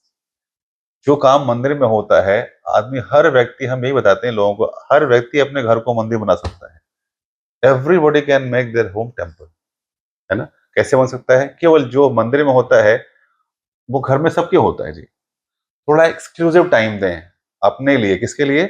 अपने लिए टाइम अपने दें। लिए। 10 मिनट दीजिए, 15 मिनट दीजिए, एवरीडे दीजिए। आप 24 घंटे भगवान ने दिया है आपको, तो 10 मिनट रोज निकालिए अपनी चार्जिंग के लिए। वो क्या होता है उसमें? कुछ मत करिए, बैठिए, simple, calm down your self, आप थोड़ा प्राणायाम कर लो और भगवान का नाम लीजिए। इसको कहते हैं मंत्रा मेडिटेशन। आप मेडिटेशन कोई भी कर सकते हैं, वी रिकमेंड। ये मेडिटेशन बहुत अच्छा है भगवान का नाम लेने से। भगवान ने खुद ही बोला है कि नाम नामकारी बहुधा निज सर्वशक्ति। भगवान ने इस कलयुग में नाम में अपनी शक्ति डाल रखी है। तो भगवान का नाम लेने से क्या होगा? जो नेगेटिविटी आपके अंदर आई है, आप बैठिए, थोड़ा देर अपने आप को टाइम दीजिए एंड मेडिटेट करिए, चैंट हिज होली नेम, और some time you read his holy fame. भगवान की फेम है कि नहीं? कीर्तन, भगवान का कीर्ति है, बहुत फेमस है भगवान। तो उनकी कीर्ति को पढ़िए। कहाँ पढ़ेंगे? भगवत गीता में, भागवतम में, इतना कुछ अवेलेबल है, तो सुनिए। तो क्या होगा? जो नेगेटिविटी आपके अंदर है, जो चार्जिंग पॉइंट वही है। भगवान का नाम लिया, भगवान का प्रसाद पाया, भगवान की कथा सुनी, भगवान के भक्तों का संग कर लें कभी कभी आके, तो क्या होगा? आपकी जो नेगेटिविटी है वो चली जाती है। और निश्चित रूप से ये जगत ऐसा है कि नेगेटिविटी अपने आप अंदर आएगी, संसार ऐसा है। बट भगवान ने क्या है, चार्जिंग पॉइंट बना रखे हैं। तो गो एंड चार्ज योरसेल्फ। मैंने यस। कीर्तन में सुना था कि एक बंदा था, जी वो सुसाइड करने जा रहा था, बहुत ज्यादा परेशान जी। था। तो उसे किसी ने जाते जाते गीता, श्रीमद् भागवत गीता दे दी, गिफ्ट गिफ्ट कर दी कि इसे पढ़ो। और वो पढ़ के उसको अपने जीवन का मतलब समझ में आया जी और उसने वो सुसाइड वाला जो पार्ट है, जो जी थॉट थे, वो छोड़ दिए जी। और पूरा का पूरा ही डिवोटी बन गया। अरे तो वाह। ऐसे बहुत सारे लाइफ चेंजिंग जी इंसिडेंट्स बिल्कुल, बहुत सारे होते हैं होंगे। ऐसे तो। Every day we are coming across. वैसे हमारे पूरा इस्कॉन तो 99% ऐसे भक्तों से भरा पड़ा है। भगवान खुद ही कहते हैं कि 4 ही प्रकार के लोग मेरे शरण में आएंगे। गीता में भगवान अर्जुन को बोल रहे हैं कौन कौन से लोग जो भगवान हमारी शरण में आएंगे। तो कहते हैं चतुर्विधा भजन्ते माम। 4 तरह के लोग मेरे को भजेंगे। कौन कौन से हैं? कहते हैं आर्त। आर्त मतलब जो पीड़ित है, जो दुखी व्यक्ति है, आर्त। और दूसरा जिज्ञासु, जिसको कुछ जानने की इच्छा है। फिर कहते हैं अर्थी, जिसको धन चाहिए। हम्म। और ज्ञानी, जिसको थोड़ा ज्ञान हो गया है। ये 4 प्रकार के लोग क्या है, मेरे शरण में आएंगे। प्रोवाइडेड थोड़ा सुकृति उसके पास है, थोड़ा बहुत कुछ पायस कम किसी जन्म में किया होगा, तो क्या होगा? ये 4 प्रकार के लोग। आर्थ मतलब जो पीड़ित लोग हैं, दुखी हैं। दूसरा आर्थ जिज्ञासु, जिनके अंदर क्या है, इनक्विजिटिवनेस है, कुछ जानना चाहते हैं तो आएंगे। फिर क्या? अर्थी, धन चाहिए। धन क्यों चाहिए जी? धन तो भगवान की, लक्ष्मी तो भगवान की क्या है, चरणों में रहती है ना। बिल्कुल। आजकल प्रॉब्लम क्या हुई है कि जनता नारायण नहीं चाहती, क्या चाहती है? लक्ष्मी। लक्ष्मी। ये कौन चाह रहा था? रावण। रावण ने लक्ष्मी को चुराया, हाँ हाँ। सीता माता को ले गया। और सीता माता को ले गया, सारी लंका सोने की जल गई उसकी। अगर वो राम को ले गया होता तो क्या होता? पूजा हो रही होती। सीता अपने आप चली जाती, अपने आप चली। है ना। तो वैसे ही अर्थ अगर आपको चाहिए तो भगवान के पास आइए, क्योंकि लक्ष्मी उनके पास बैठी हुई है ना, है ना। और फिर चौथा क्या? ज्ञानी। ये 4 प्रकार के लोग भगवान को भजते हैं। तो आपका प्रश्न था कि भगवान को भोग में जैसे घर पर क्या भोग लगाना हाँ, चाहिए? ये जो आपने प्रश्न पूछा था अभी कि जो सुसाइड कर रहे होते हैं ना, बताया कैसे। ऐसे बहुत सारे लोग हैं। मैं आपको अगर आप 2 मिनट में बहुत जब जिस ऐसे बहुत सारे केसेस हैं, रोज हम सर मिलते एक हैं। मिनट में, आपका हाथ माइक पे जा रहा है ना, वो फिर खड़खड़ होगा। तो मैं आपको एक बहुत ही इंटरेस्टिंग सच्ची घटना बताता हूँ। जैसे मैं मिला, वो रहने वाले हैं होपफुली स्लोवाकिया, यूरोप के एक कंट्री से। And he was a soldier. और उस समय घटना है जब कि स्लोवाकिया का वॉर चल रहा था। तो ये जब वो शहर में गए, तो ये he was killing, every killing machine थे एक तरीके से। जहां दुश्मनों को देखा तो मार के वो तुरंत मार दिया करते थे। तो किसी एक व्यक्ति को पकड़ लिया इन्होंने, और उसको पहले तो हाथ से मारा, फिर बोला आई विल किल यू। जो सामने वाला व्यक्ति था वो डरा नहीं, तो मुस्कुरा के बोलता तुम मेरे को मार नहीं सकते हो। बोले मार नहीं सकता? अरे मेरे पास ये AK-47, अभी एक मारूंगा तो तेरी खोपड़ी खुल जाएगी। फिर मुस्कुराया हुआ, तुम मुझे नहीं मार सकते, तुम किसको मार दोगे? मेरे शरीर को मार सकते हो, मेरे को नहीं मार सकते। बोले क्यों, ये इसका मतलब क्या है? तेरा शरीर को अलग है क्या? बोलता हाँ, ये मेरा शरीर है, मैं तो आत्मा हूं ना। उसने पहली बार आत्मा का नाम सुना। ये आत्मा कोई चीज होती है क्या? तो उसको थोड़ा दिमाग ठनका, बोले क्या बोल रहा है। तो फिर वो लेके थोड़ा बगल में गया, बोले क्या, तुम बताओ बताओ क्या बोल रहे हो।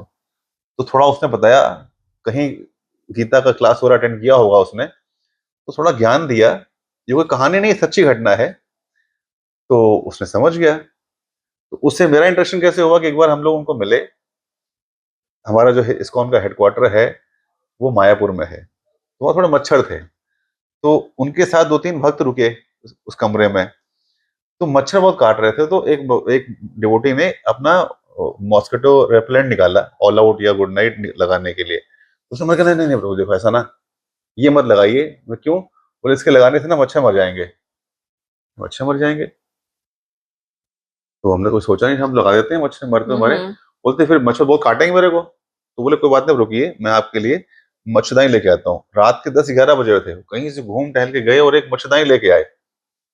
बोले भैया आप इतना परेशान क्यों हुए, एक मच्छर मरी है तो क्या हो जाता। तो उन्होंने अपनी स्टोरी बताई कि मैं पहले लोगों को मारा करता था, मच्छर भी नहीं मार लेकिन सकते। जब मैंने ये जो मैंने आपको बताया, बोले इस सोल्जर से मैं मिला, अगले दिन ही मैं छोड़ के चला गया वो फोर्स। और उससे सेंटर का नाम पूछा कि इस्कॉन का सेंटर कहाँ है। और फिर रशिया का एक कंट्री है, मैं नाम बोल रहा हूँ, वहां वो गए, सेंटर पे मिले, और आज वो ब्रह्मचारी हैं। He has full time joined the this movement. तो ये कोई सिर्फ ऐसे कहानियां नहीं है, सच है। ऐसे सच इतने है। सारे लोग हैं जैसे आपने बताया, ऐसे कितने सारे हमारे इस्कॉन में भक्त हैं जो कि दे सो मच डिप्रेस कि they are about to commit suicide, लेकिन भक्तों और भगवत गीता को पढ़ा और they know the real purpose of life, कि भगवान ने ये जीवन क्यों दिया हुआ है, so rarest of the rare. आपको भगवान का ये भगवान ने आपको ये मानव शरीर दिया है, तो they find there purpose. And बहुत से लोग हैं जो इसको भगवत गीता के संदेश को पढ़ के अपने जीवन को जीने का प्रयास कर रहे हैं। यस। जैसे अर्जुन भी था, वो भी बहुत परेशान था, बहुत सारी जी दुविधा थी, जी। बहुत सारे डाउट्स थे मन में। यस ऐसे हम सबके मन में होते हैं, हम भी यस कंफ्यूज होते हैं, हमारी भी कई बार झगड़े भी होते हैं या आपस में, कई बार प्यार होता है, कई बार होता है कि ये तो मेरा अपना है, मैं कैसे गलत कर दूं। हाँ हाँ सो ऐसे भाव जो हमारे अंदर आते हैं, उनको तो बिल्कुल कृष्ण आ गए थे समझाने के लिए। जी तो हम गीता पढ़े। जी। हाँ बिल्कुल जी। ये तो बहुत ही महत्वपूर्ण प्रश्न है। ये तुम्हारा सारा पूरा संस्था का उद्देश्य यही है कि हमें लगता है कि ये जो संदेश भगवान ने दिया गीता का, वो सिर्फ किसके लिए दिखे ना, इसमें ये गीता है ना, तो लगता है कि इस ये गीता जो केवल भगवान कृष्ण और अर्जुन के बीच का, अर्जुन हम के बीच में बीच कहाँ से आ गए। तो इन दोनों का ये देखो, हर हर गीता बिल्कुल यही के है। मेन पेज पे छपा रहता है ना, बोलते हैं इन दोनों का आपसी मामला है, हम बीच में कहाँ से आ गए। लेकिन क्या है, अर्जुन तो एक डमी कैंडिडेट है, उसको सब कुछ पता है, भगवान के साथ रहता है वो। भगवान ने अर्जुन को माध्यम बना के, अर्जुन को भगवान ने बोला कि अर्जुन तुम ये बस मत सोचो कि तुम युद्ध करने जा रहे हो और तुम जीत जाओगे, ये तो सब मर चुके हैं, जितने लोग देख रहे हो ना, इनको मैंने पहले ही मार दिया है। सिर्फ तुम मेरे मित्र हो और मेरे से ईर्ष्या नहीं करते हो, and you are surrender to me, मेरे को शरणागत हो, इसलिए मैं तुमको श्रेय दे रहा हूँ, इन सबको मारने का श्रेय तुमको दे रहा हूँ, अदरवाइज तुम्हारी कोई हिम्मत या तुम्हारी कोई औकात नहीं है।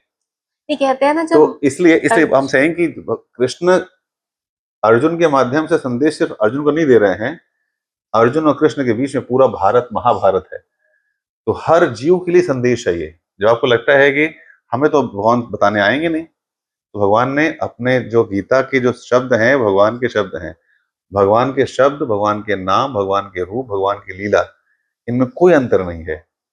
गीता भगवान कृष्ण ही है जिनकी वाणी आज भी इतने लाखों करोड़ों साल से ज्ञान चला आ रहा है ना, तो ये आज भी उतना ही रिलेवेंट है, कोई इसमें चेंजेस नहीं आए हैं। तो ये गीता जो का जो ज्ञान है, वो हम लोगों के लिए भगवान हमसे डायरेक्टली बोल रहे हैं।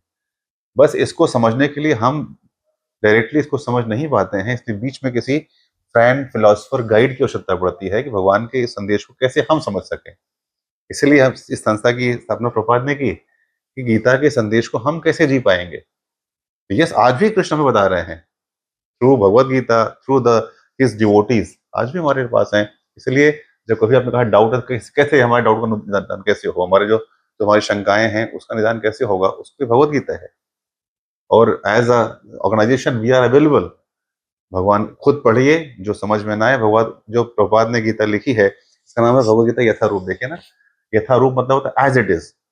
तो प्रभुपाद ने, शिला प्रभुपाद ने जो गीता का जो कमेंट्री लिखी है, ऐसे तो लाखों हजारों लोगों ने मतलब गीता पे कमेंट्री लिखी है, लेकिन अब इसको पढ़ेंगे आप, हम सब ने पढ़ा है, तो यू कैन इजिली रिलेट कि नहीं, ये तो श्लोक मेरे लिए तो है, and is so easy to follow.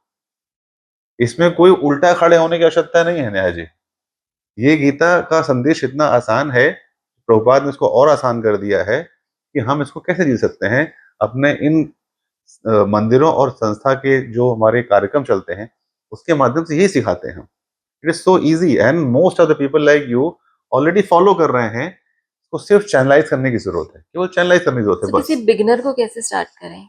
Just first of all patiently Gita को लें। भाई कोई चीज शुरू करने के लिए, मैं उल्टा बोलता हूँ, कोई भी काम खत्म करने के लिए पहला स्टेप क्या होता है? बहुत बड़ा काम है जी, इतना बड़ा काम मेरे से हो नहीं सकता, लेकिन करना है तो पहला काम क्या होगा? मेंटली प्रिपेयर पहले शुरू करें। शुरू करो, चाहे काम कितना भी बड़ा क्यों ना हो, कितना कठिन क्यों ना हो, पहला स्टेप क्या होता है उसका? शुरू करें। कहते हैं ना, the most difficult step is the first step. First step है ना।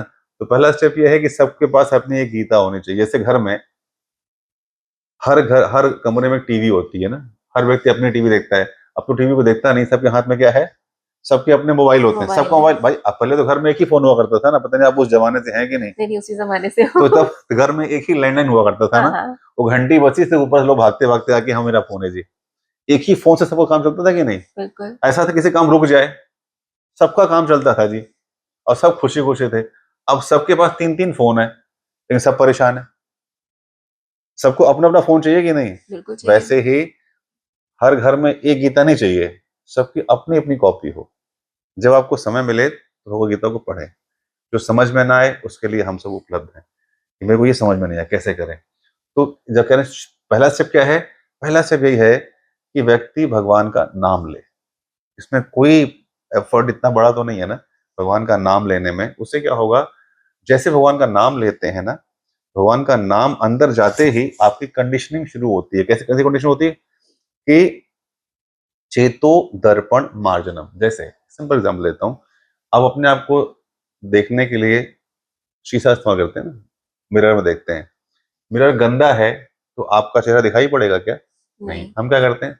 साफ साफ करते करते हैं। हैं। सिंपल करते हैं ना, अब इसमें कोई रॉकेट साइंस तो नहीं है ना। शीशा गंदा है, साफ कर दो, दिखना शुरू हो जाएगा। ऐसे ही फर्स्ट स्टेप यही है कि हमारे चेतना का दर्पण क्या है, मार्जन। जो जो चेतना का दर्पण है वो गंदा हो गया है। और सो मेनी लाइफ टाइम कितने कर्मास हमारे इकट्ठा हो गए हैं, हम अपने आप को देख ही नहीं पा रहे हैं कि मैं ये शरीर नहीं हूं, मैं एक आत्मा हूं। ये हम विश्वास ही नहीं करते। लेकिन जैसे ही हम भगवान का नाम लेना शुरू करते हैं, पहला स्टेप ये, चेतो दर्पण मार्जनम। चेतना के दर्पण का मार्जन मतलब सफाई करना। जैसे ये पहला स्टेप है, भगवान का नाम लीजिए, आपके चेतना का दर्पण साफ होना शुरू होगा। जैसे जैसे सफाई शुरू होगी ना, देन यू विल अंडरस्टैंड कि मेरा सच में what is the purpose behind getting into this body.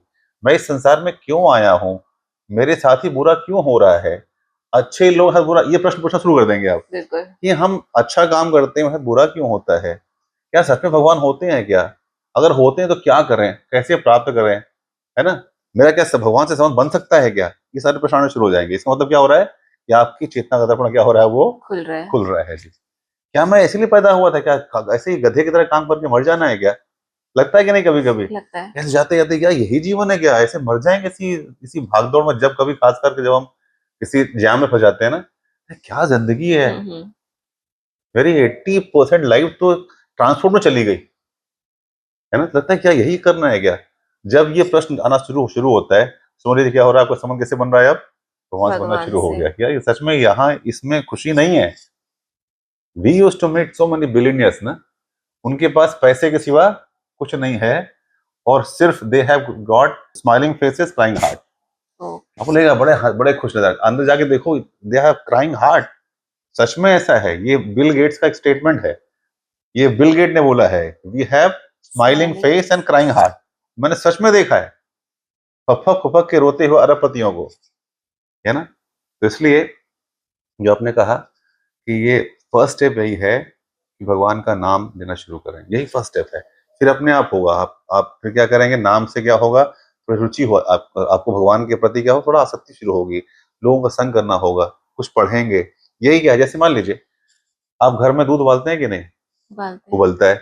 कभी कभी दूध उबलता है तो घर बाहर निकलना शुरू होता है, हाँ जी। तो क्या करते हैं आप सब? गैस बंद कर देते हैं। या बहुत जल्दी में करना, अपने अपनी मदर से पूछिएगा, अगर मान लीजिए वो एक्सपर्ट होती मदर्स ना, कि अगर जल्दी में आ रहे हैं ना, पानी बस गिरने ही वाला है, तो क्या करते हैं उसमें, थोड़ा सा क्या करो, पानी। हल्का सा पानी डाल दो, पानी छींटे डाल छींटे दो। मार दो बस। कितने? अगर आपका 2 लीटर दूध है और केवल 4 बूंदे पानी गिर जाती है, तो क्या होता है, वो बैठ जाता है। नीचे बैठ जाता है। सिंपल, हम सब उबल रहे हैं ऐसे ही। संसार में देखो सब उबल रहे हैं, किसी से जाके मिलो, ऑफिस में, घर में, बाजार में, जहां मिलो, सब क्या हो रहे हैं, सब उबल ही उबले रहे पड़े हैं। हुए हैं। हम भी उबल रहे हैं। तो अगर हम चाहते हैं कि हम थोड़ा शांत हो जाएं, तो पहला स्टेप क्या है कि उस पर क्या करो, थोड़ा सा पानी डाल दो बस। पानी क्या है, पानी भगवान क्या है, का भगवान नाम। का नाम जी। 2-4 मिनट 10 मिनट निकालिए, अपने उबलते जीवन में बैठिए, एक्सक्लूसिवली भगवान को टाइम दीजिए by chanting his holy name. And and if you get more time, then chant his holy fame. भगवान के बारे में कुछ पढ़िए, भगवत गीता से कुछ पढ़िए, कुछ भागवतम से पढ़िए, कुछ भगवान की कुछ कथाएं पढ़िए। Then you will understand what is the purpose of life. और जो क्या है, फर्स्ट स्टेप यही है। फिर क्या होगा, देन यू विल अंडरस्टैंड कि मेरी लाइफ का सबसे पर्पस क्या है, ये अलग अलग शरीर क्यों मिले हुए हैं, भगवान ने सबको अलग क्यों बनाया हुआ है, ये मेरे साथ क्यों हो रहा है, मैं इतना मेहनत करती हूँ, मेरे को सफलता नहीं मिल रही है, वो कुछ नहीं करता, उसको कैसे मिल जाता है। Then you will get the answers, है ना। तो पहला स्टेप क्या है, by chanting his holy name. Name and yes, then fame. Then fame.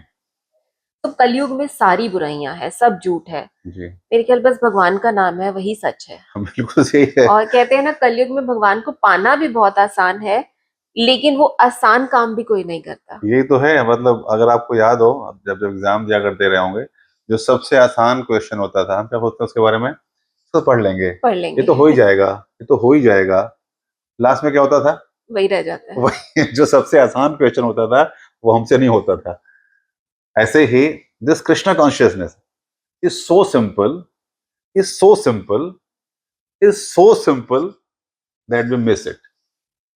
कि कलयुग में, जैसे आपने पहले कहा, कितना अच्छा अपने पूरा शास्त्रीय बात बोली, कि इस कलयुग में दोष ही दोष है। ये कौन बोलता है? ये परीक्षित महाराज ने सुखदेव गोस्वामी, जब बात हो रही है तो भगवान से, परीक्षित महाराज से सुखदेव गोस्वामी कह रहे हैं कि कलोर देशे निधे राजन, हे राजन, कलोर देश, ये जो कलयुग है, ये दोषों का निधि मतलब होता है समंदर। इस कलयुग में केवल दोष ही दोष है। आपने कहा ना, सिर्फ सब गलत ही गलत इसके अंदर है, लेकिन इसमें एक महान गुण है ना, पूरा पूरा पूरा दोष ही दोष है। आप समंदर के पास जाइए और जाके क्या बोलो, अरे यहाँ तो बहुत पानी है, बहुत पानी है, तो समंदर में क्या होगा? अरे नमक का पानी, पानी ही पानी पानी ही होगा होगा। ना, वहां तो पानी ही पानी मिलेगा। वैसे कोई कलयुग में बोले कि दोष ही दोष है, तो बोलने का सत्ता ही नहीं है, क्योंकि यहाँ क्या है? दोषी है। दोष ही दोष है। लेकिन एक महान गुण इसके अंदर है। कहते हैं क्या क्या, क्या महान गुण है? केवल भगवान का नाम लेने मात्र से, केवल क्या करना है? केवल नाम लेना, और कुछ नहीं, सबसे आसान है। केवल भगवान का नाम लेने मात्र से क्या होगा? मुक्त संगीत परम प्रजित, मतलब केवल भगवान का नाम लेने मात्र से आपको भव सागर पार कर जाएंगे। इतना आसान बना दिया। क्यों बना दिया? कि भगवान को पता है इनसे और कुछ नहीं होने वाला। हाँ हाँ। सतयुग में क्या होता था? ध्यान होता था, हजारों साल तक वो ध्यान करना पड़ता था। अभी हम 1 मिनट ध्यान करने बैठ जाए ना, नींद आ जाएगी, तुरंत नींद आ सो जाती जाते हैं है। ना। ये श्राप है ना कलयुग हाँ, ये को। बिल्कुल जी, आप कर ही नहीं सकते ध्यान। उसके बाद फिर त्रेता आया। त्रेता में क्या होता था? बड़े बड़े यज्ञ हुआ करते थे, यज्ञ के माध्यम से भगवान स्वयं प्रकट होते थे। यज्ञ की अग्नि से धुआं नहीं निकलता था, भगवान स्वयं भगवान प्रकट होते निकलते। थे, तो भगवान का साक्षात्कार होता था। अब तो अग्नि में क्या निकलता? अब हवन करिए, धुआं धुआं होता है। 2 लोग होते हैं केवल, पंडित जी और हवन करने वाला, बाकी सब बाहर वो निकल भी जाते हैं। खांस रहे होते वो भी हैं। खांस रहे होते हैं ना। तो कलयुग में हवन भी नहीं हो सकता। और फिर क्या है? उसके बाद जब द्वापर आया, तो बड़े बड़े अर्श विग्रहों की सेवा, भगवान की मूर्तियों, जब जो विग्रह होते हैं, जो मूर्ति कहते हैं, मूर्ति भगवान क्या है? विग्रह है। तो भगवान की जब विग्रहों की सेवा होती थी, तो विग्रह बात करते थे। अब वो हो नहीं सकता है। तो कलयुग में एक ही क्या है? यज्ञ है, कहते हैं संकीर्तन यज्ञ। इस कलयुग में केवल बहुत आसान कर दिया भगवान ने। उम्र भी कम है, बुद्धि भी कम है ना, सब कुछ कम है, लेकिन क्या दे दिया भगवान ने? बेस्ट तरीका, केवल क्या लो? केवल नाम भगवान लो। का नाम लो, और वो सारी जो जो भगवान की रियलाइजेशंस हैं, वो नाम से मिल जाएगा। लेकिन कहते हैं ना, आपने कहा सबसे आसान है, so simple we miss it. तो नाम से हम अपने कर्म भी चेंज कर सकते हैं, अपनी डेस्टिनी जो लिखी हुई है वो भी बदल सकती है। यस, भक्ति के माध्यम से, भगवान की भक्ति करने के माध्यम से, भगवान गीता में कहते हैं, भगवान ने कंक्लूड किया है कि सर्वधर्मान परित्यज्य माम एकम शरणम ब्रज। भगवान का ये गारंटी दे रहे हैं अर्जुन को। अगर कोई और डाउट रह गया हो, तो 18 चैप्टर में भगवान ये कह रहे हैं, लास्ट अध्याय में भगवान ये कह रहे हैं कि हे अर्जुन, अगर तुमको लगता है कि और कोई प्रॉब्लम रह गई है, तो सर्वधर्मान परित्यज्य, मतलब कि तुम सारे अपने मनो, जो आपके मेंटल कंकॉक्शन है ना, वो छोड़ दो। सर्वधर्मान परित्यज्य माम एकम शरणम ब्रज, तुम मेरी शरण में आ जाओ, तो मैं क्या करूंगा? अहम त्वम सर्व पापेभ्यो मोक्षयिष्यामि मा शुचः। मैं तुमको क्या करूंगा? मैं तुमको सारे पापों से मुक्त कर दूंगा। मैं ये तुमको गारंटी दे रहा हूं। मा शुचः, सोचो मत, संशय मत करो। मैं तुमको ये गारंटी देता हूं कि अगर तुम सब कुछ अपने मेंटल कंकॉक्शन को छोड़ के मेरी शरण में आओगे और मेरी बताई हुई बातों को फॉलो करोगे, मैं तुमको सारे पापों से मुक्त कर दूंगा। ये भगवान ने कहा है, ये गारंटी दी है। तो अगर कोई भक्ति करने का प्रयास करता है, दृढ़ता से भक्ति करता है, तो भगवान के पास ये अधिकार है। जैसे भारत के राष्ट्रपति को यह अधिकार है कि किसी को अगर मृत्युदंड मिल गया हो, किसी को डेथ पेनल्टी मिल गई हो, तो only there was only one person in India, कौन कर सकता है? प्रेसिडेंट। प्रेसिडेंट कर सकता है, और कोई नहीं कर सकता। वैसे ही हमारे कर्मों को काटने का अधिकार किसके पास है? भगवान के केवल भगवान पास। कृष्ण के पास है। केवल कृष्ण, राम, विष्णु एक ही है। तो केवल भगवान ही आपके कर्मों को काट सकते हैं। और कोई नहीं, काट ही देंगे ये कोई जरूरी नहीं है, भगवान की इच्छा। भगवान क्या है? अभिज्ञ स्वराट, स्वतंत्र है भगवान। लेकिन जब हम भगवान को शरणागत होंगे तो निश्चित रूप से क्या करेंगे? भगवान सबके पिता भी हैं, अभिज्ञ स्वराट भी हैं, स्वतंत्र हैं, किसी बड़े पंडित नहीं है, किसी के बस में नहीं आते वो। लेकिन क्या है? भगवान कहते हैं मैं तुम्हारा पिता भी हूँ, हर रूप अहम में बीज है। पिता, मैं पिता हूं ना। तो मैं क्या करूंगा? पिता कभी भी अपने पुत्र कितना भी गलती क्यों ना कर ले, लेकिन पिता के शरणागत हो गया तो क्या करता पिता? माफ कर माफ कर देते हैं। देता है। तो अगर हम भगवान को इस रूप से शरणागत हो जाएंगे, भगवान निश्चित रूप से क्या करेंगे? आपके सारे कर्मों को कब काटेंगे? बोले वो टाइम लेगा? नो, कहते हैं क्षिप्रम भवति धर्मात्मा, इसी गीता में कह रहे हैं भगवान कि क्षिप्रम मतलब होता है इंस्टेंटेनियसली, 1 सेकेंड से भी कम टाइम लगेगा। आपके जितने आपने चाहे पूरा पहाड़ इकट्ठा कर लिया हो ना अपने कर्मों का, कहते हैं भगवान चाहेंगे क्या करेंगे? 1 सेकेंड से भी कम टाइम में क्या करेंगे? उसको, उस पहाड़ को फूक के माफ कर माफ कर देंगे। ये देंगे। तो हमने पहले भी बहुत सारी स्टोरीज भी देखी है यस। कि बड़े बड़े राक्षस होते थे, हाँ। भगवान की शरण में जाते थे और अब उनको पूजा जाता है। अरे, मैं एक आपको बहुत अच्छी रामायण, फिर रामनवमी गई है, बताता हूँ। जब भगवान राम ने विभीषण को राजा बना दिया, जैसे आया शरण में, बहुतों ने, सबने मना किया, ये भूत लग रहा है, ये वहां का स्पाई है, ये आके हमारी यहाँ की सूचना लेके रावण को देगा, मत करिए भगवान। बोले नहीं। भगवान ने क्या किया? विभीषण को स्वीकार किया और तुरंत क्या हुआ? राज्याभिषेक कर दिया, तुम कौन हो? लंका के राजा आज राजा। से। तो बीच में एक बार लक्ष्मण आए, भगवान आपने विभीषण को राजा बना दिया, आप दया सिंधु हो, कल को रावण की बुद्धि काम करी गई और बोला कि चलो यार अब इतने लोग मर गए, मैं भगवान राम को शरणागत हो जाता हूँ, तो फिर आप क्या करोगे? अब तो राजा बना दिया आपने विभीषण को, और कहते हैं रघुकुल की रीत सजा चली आई, प्राण जाए पर वचन न वचन न दे। जाए। अब क्या करोगे आप? बोले कोई बात नहीं, अगर रावण मेरी शरण में आ गया तो मैं इसको अयोध्या का राजा बना दूंगा। तो वो अपना त्यागने हाँ, के लिए बोले मैं, तैयार है। मतलब रावण जैसे व्यक्ति जो उनकी पत्नी को चुरा के ले गया है, जिसके कारण सारा युद्ध हो रहा है, अगर रावण भी मेरे शरण में आ गया है, क्या करूंगा उसको मैं? अयोध्या का राजा। अयोध्या का राजा बना दूंगा। बोलते अच्छा, आप अयोध्या का राजा बना दोगे, भरत को क्या करोगे फिर? बोले भरत को वैकुंठ दे दूंगा। तो भगवान तो इतने दया सिंधु हैं, वो तो कोई उनकी शरणागत अगर शरण में आ गया, पूरे अपने पूरे कन्विक्शन और अपने पश्चाताप के आंसू लेके भगवान के सामने आ गया, भगवान पूरी तरीके से स्लेट से चौक साफ कर दिया जाता है ना, तो हम ऐसे साफ कर देते हैं। उनके बाद अधिकार है वो ही। भी कहते हैं ना, जैसे पहले होता था कि इस कर्म, मतलब इस जन्म का जो पापों का फल है वो जी अगले जन्म में मिलेगा, जी। लेकिन कलयुग में तो ये है कि बिल्कुल उसी टाइम ही, थोड़े टाइम में ही मिल जाता है। हाँ, एंड वी कैन रिलेट कि अगर ये सजा हमें मिल रही है तो शायद हमने भी किसी के साथ ऐसा किया होगा। निश्चित रूप से देखिए कर्मों का जो ये जो गति है वो बहुत कॉम्प्लिकेटेड है। और आप देखेंगे इसकी उलट भी देखिए, भीष्म पितामह भगवान के इतने बड़े बड़े भक्त हैं ना भीष्म पितामह, लेकिन उनको भी सर सैया पे लेटना पड़ा ना।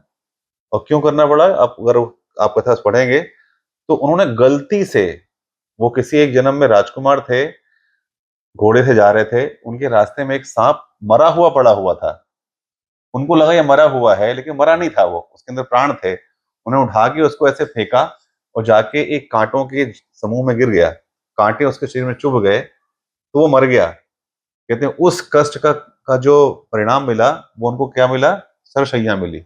जो कांटे चुभे थे सांप के अंदर, वो कांटे बाणों के रूप में किसको चुभे? भीष्म भीष्म पितामह को। पितामह तो को। हम सोचेंगे अच्छा इनको भी तो इन कर्मों का फल मिला है। लेकिन भगवान ने ये सिर्फ बताने के लिए, वो तो भगवान के शुद्ध भक्त है, उनको कोई फर्क नहीं पड़ता, सिर्फ ये बताने के लिए कि कर्मों का की जो गति है बड़ी कॉम्प्लिकेटेड है, लेकिन मेरे पास चाबी है। क्या है मेरे पास? चाबी है। मेरे पास ये अधिकार है, मैं तुम्हारे कर्मों को खत्म कर दूंगा। अब देखिए भाई, वो भगवान की अपनी इच्छा है, मारिबो राखीबो जो इच्छा तुम्हार। भगवान से ये कहे, भगवान चाहे मारो चाहे रक्षा करो, इच्छा तुम्हारी है। हम सड़क पे कभी कभी फंस जाते हैं ना, हमारे पास साधन नहीं होता तो हम लिफ्ट मांगते हैं लोगों से। अब लिफ्ट मांगना हमारा काम है, जो गाड़ी वाला आ रहा है वो दे या ना दे उसका काम है ना। मैं गाली देना शुरू कर दिया नहीं इसने, बेकार आदमी, गंदा आदमी। नहीं, लेकिन आगे गिर जाओ तो वो दे देगा। आगे जो दे देगा। अगर हमारी इतनी शरणागति है कि हम गिर ही जाए, बिल्कुल लेट ही जाए भाई प्लीज, तो दे तो दे देगा। देता है ना। तो तो वैसे भगवान के ही लिए भी ऐसे ही है। लेट जाओ जी, बिल्कुल शरणागत हो जाओ। अहम तुम सारा पापी भो माक्षुष है। भगवान इतने दयालु हैं, क्या बताएं उनकी दया का। तो उनको उनकी दया की आप कथा करेंगे तो आंसू निकल आएंगे। भगवान हम इतने गंदे लोग हैं हम, फिर भी आप हमें पानी दे रहे हो, सांस दे रहे हो, रोज हम उठते हैं, रोज हम सांस लेते हैं, every day we are getting a new life. हम जो जिस तरीके से प्रकृति को हमने कर रखा है, हमें जिंदा रहना चाहिए क्या? नहीं। नहीं। भगवान एवरी डे ही, हर सांस के साथ भगवान हमारे साथ जुड़े हुए हैं, है ना?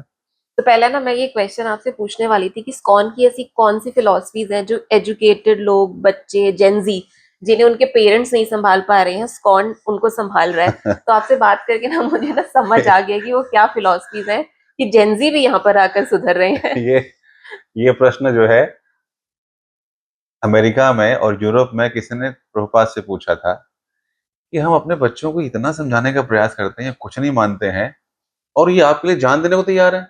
हमने इनका पालन पोषण किया, सब कुछ किया, सब कुछ दिया, ये हमारी बातें नहीं मानते हैं, और आपने ऐसा क्या दे दिया इनको कि आपके लिए जान देने को तैयार हैं? आप सब, सच में बताऊं आपको, प्रभुपाद यहाँ से गए थे जो अमेरिका, आप जानते हैं अमेरिका 60s में अमेरिकन्स का इंडिया के प्रति क्या रवैया रहा होगा, आज भी कोई अच्छा नहीं है।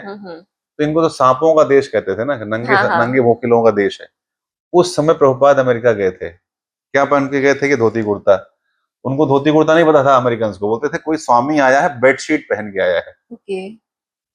70 साल के व्यक्ति का बात कोई सुनता है क्या? लेकिन 70 ईयर्स की उस अवस्था में वहां के यंग गर्ल्स एंड बॉयज, उन सब ने प्रभुपाद को अपने आप को सरेंडर कर दिया। और आप विश्वास नहीं करेंगे, कुछ ऐसे भक्त जो अमेरिका से इंडिया आए 60s में, इंडिया की क्या हालत रही होगी, दोबारा लौट के अमेरिका गए ही नहीं।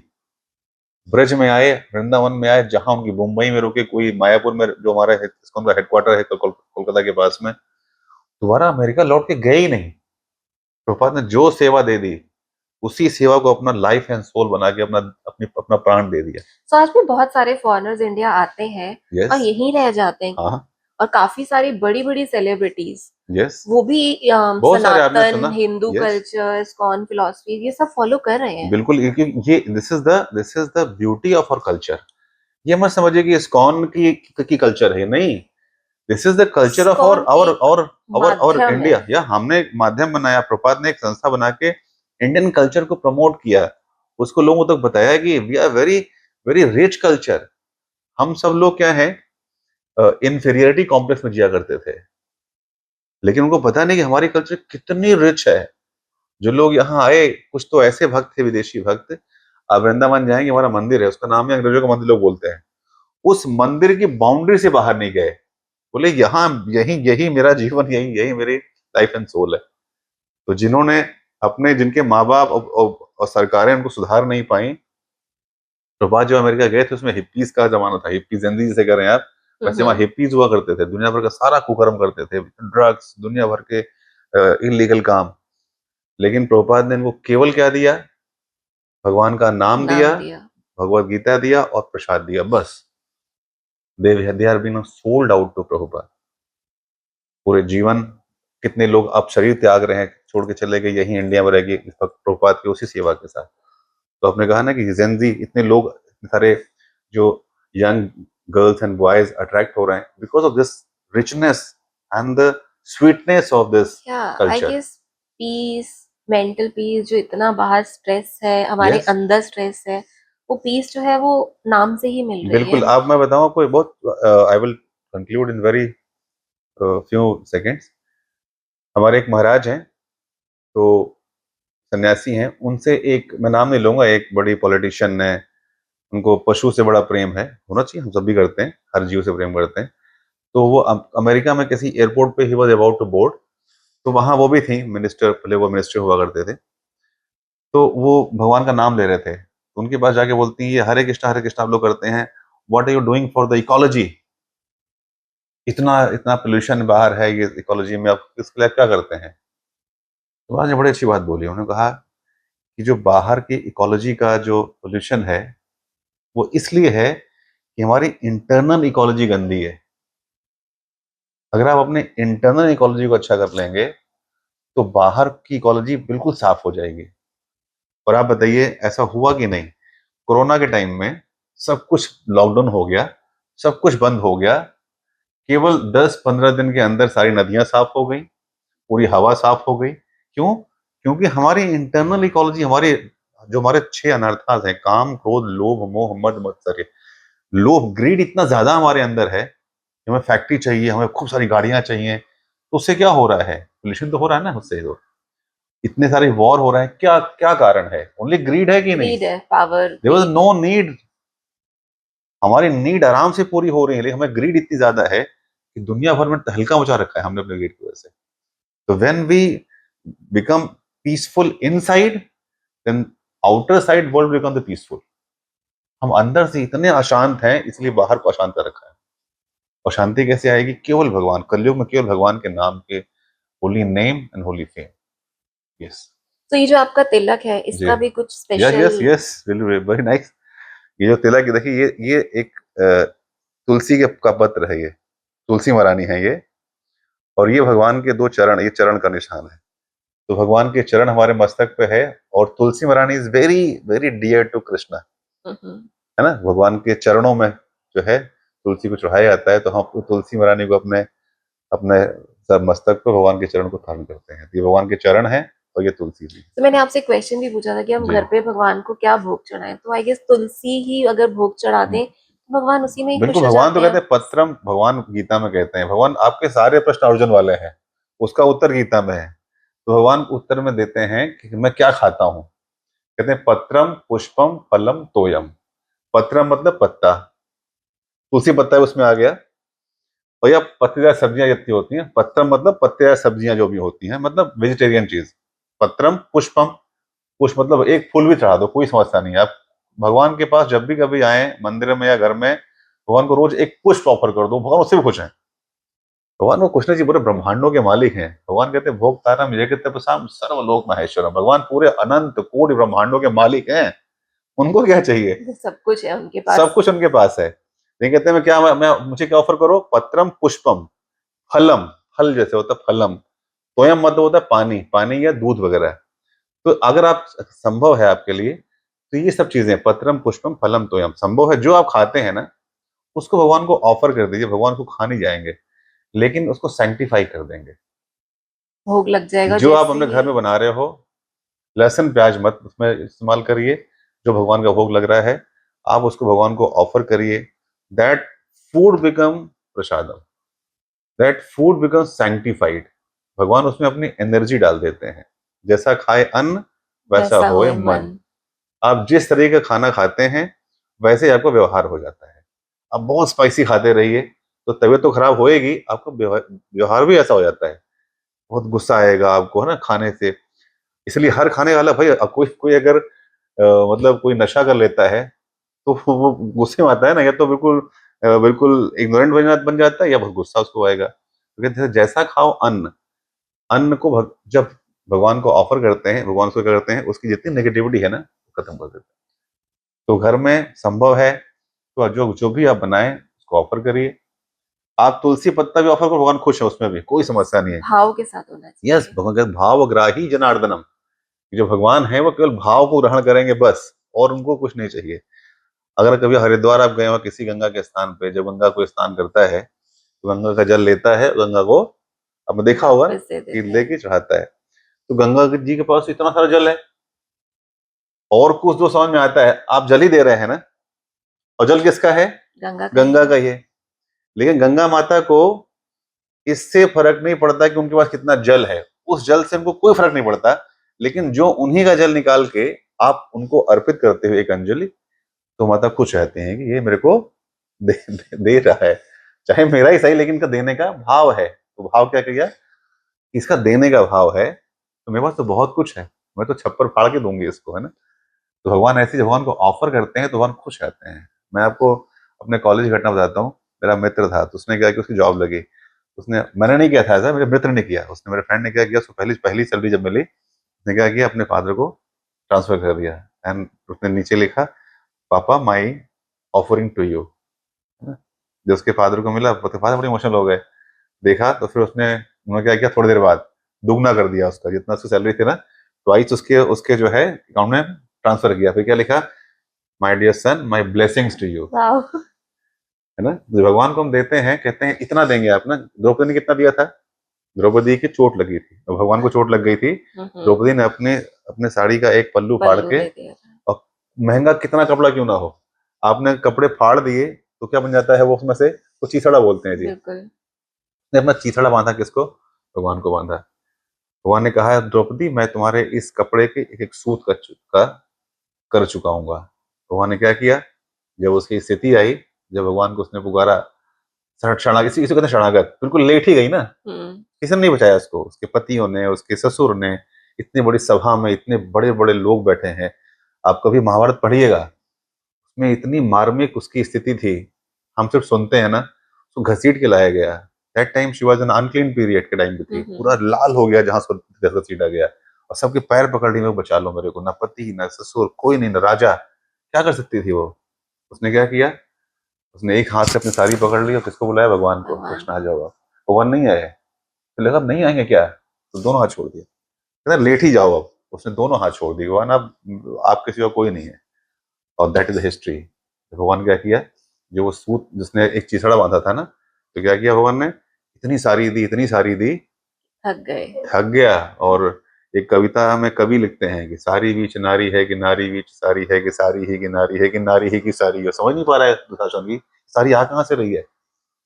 भगवान ने ये गीता में वचन दिया है कि सुअल्पमस्य धर्मस्य त्रायतो महतो भयात्, कि कोई व्यक्ति जो अगर इतना भी मेरे बताए रास्ते पे चलने का प्रयास करेगा, कोई मेरे लिए इतना भी करेगा, सुअल्प, अल्प मतलब क्या होता है, थोड़ा, और सुअल्प मतलब बहुत थोड़ा, कहते हैं कि कोई, इसलिए ये कलयुग की विशेषता है कि कोई थोड़ा सा भी करने का प्रयास करेगा तो मैं क्या करूंगा, त्रायतो महतो भयात्, मैं इसको बड़े से बड़े भय से मुक्त कर दूंगा।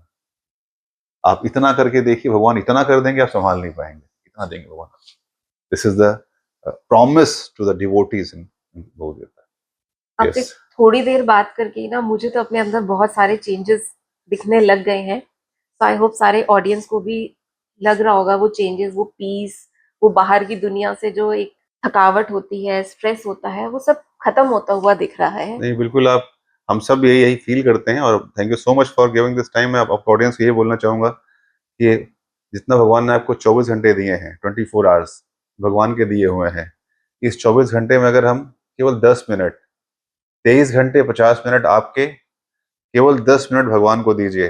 जो अभी आपको मैंने बताया, ये प्रॉमिस किया भगवान ने कि अगर आप मेरे को केवल सुअल्पमस्य धर्मस्य, केवल थोड़ा सा समय दोगे, तो मैं तुम्हारे बाकी समय को क्या कर दूंगा, ब्राइट कर दूंगा।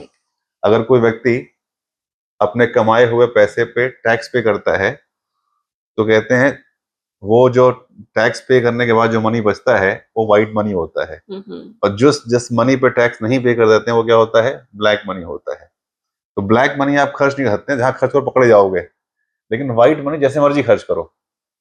तो वैसे अगर हम 24 घंटे में 10 मिनट का टैक्स दे देते हैं किसको, भगवान को, give 10 minute as a tax, तो बाकी 23 घंटे 50 मिनट क्या है, वो हमारे हैं, वो आपके ब्राइट हैं, your bright day. Give just 10 minute every day and get 23 hours 50 minutes a bright day. तो वो टैक्स पे रिटर्न भगवान जरूर देंगे, जैसे निश्चित रूप से, इंफ्रास्ट्रक्चर। बिल्कुल ऐसा रिटर्न की यू विल नॉट एक्सपेक्ट, इतना कैसे रिटर्न आ गया हमारे पास, ये भगवान का प्रॉमिस है गीता में। तो नाम जपिए, वही चैंट हरे, सॉल्यूशन है। Chant Hare Krishna and be happy, this is the Hare solution, the only solution, chant Hare Krishna and be happy, and be happy yes, and find the peace peace, inside prosperity yourself. And health, everything. आपका भी बहुत बहुत thank you धन्यवाद so much हमसे नेहारी, बात thank you सो करने very के much. लिए हरे और हमें कृष्णा, इतना कुछ सिखाने के लिए। Thank you so much. तो आई होप आपको भी बहुत अच्छा लगा होगा। प्लीज लाइक कीजिए, सब्सक्राइब कीजिए एंड शेयर कीजिए। हरे कृष्णा। हरे कृष्णा।